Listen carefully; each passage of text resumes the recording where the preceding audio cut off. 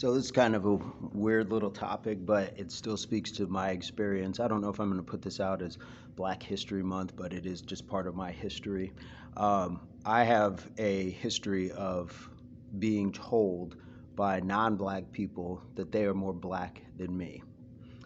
And it's laughable and it's ridiculous and it just is one of those things. Sorry, I was just washing my face. Um, so here's where it always ends up as.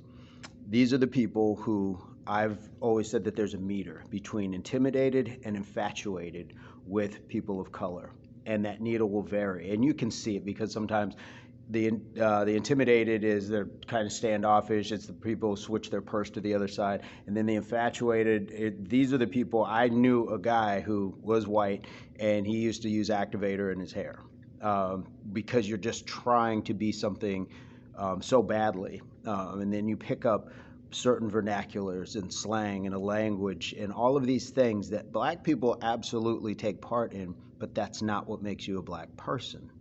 And this is the misnomer. This is the huge misstep when people say that. So my answer to that always was one, if it was white women generally who had dated black men and had mixed children, I would always say just because you sleep with black men doesn't make you black yourself. Your children being biracial does not make you any more black. It doesn't. You're Caucasian or whatever it is that you are, but that's what you are. So they are trying to like attach themselves onto like these black men as a host and say, well, because I'm with him, it doesn't. It doesn't. It's no different than dating a rich man. You are not rich because of his money. He may spend it on you, but it's still a whole different thing because this person can't apply their blackness to you. And let's be honest, a lot of people, they only talk about wanting to be black until it's time to be black. And by that, I go back now. So when it's white men who have said this to me, or white males, I will say, men have an awareness, like there's a manhood about that. You don't say that. White males of any age who have said this to me, my reply has been, then let's go to an extremely racist part of the country. Let's bring out some Klan members. Let's bring out, the LAPD who beat Rodney King, whatever, and just stand there and don't say a word. Because racism is on site.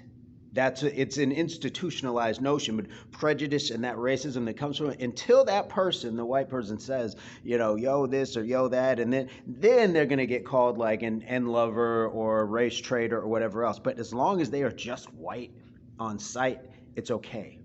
And that's okay. But don't have the nerve to come to me and say, I'm blacker than you because you know certain dances, because you know certain songs, because you smoke an incredible amount of marijuana, because you have a criminal record or multiple children, or because you hang out with more black people than I do. I don't know, but you can't hang out with more black people than I do because I'm with me all day, every day. So when you're not with your friends, I'm still with a black person. This has been somewhat of the bane of my existence, and I've always been told I don't sound like I look, and I'm okay with that. I'm sure that there's a lot of flowers that don't smell like they would look, or foods that don't taste like they would look. So sometimes you get better from it once you get past the expectation of the visual. But yes, this has been a laughable notion because while they know dances and they can move their feet in a particular way, I've never seen them at the MLK March.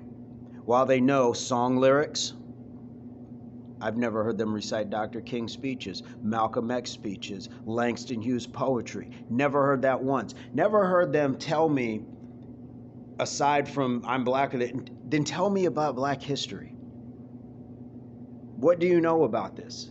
And the fact that you could go through this and be so ignorant or unaware, I will give that pass because, again, like I say, we've all been lied to in this society that we're supposed to have, these certain ideologies about all races. But why you now have adopted one to say now and have the nerve, it doesn't, it's never computed with me, and it's always been laughable. But what it shows is a clear disrespect for people of this life who have to go through this, because just driving while black, just walking while black, wrong neighborhood, wrong certain areas, these are all parts of that that have no bearing on that person's experience. So the nerve to say that is a whole different level of, I want to call it ignorance. And again, I will give the pass that ignorance is just void of knowledge. But you do get to a point where your ignorance passes that, and then it gets to willful ignorance, and that's also arrogance.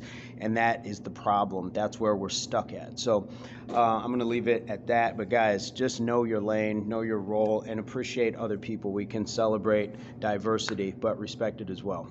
Peace, love, unity, solidarity.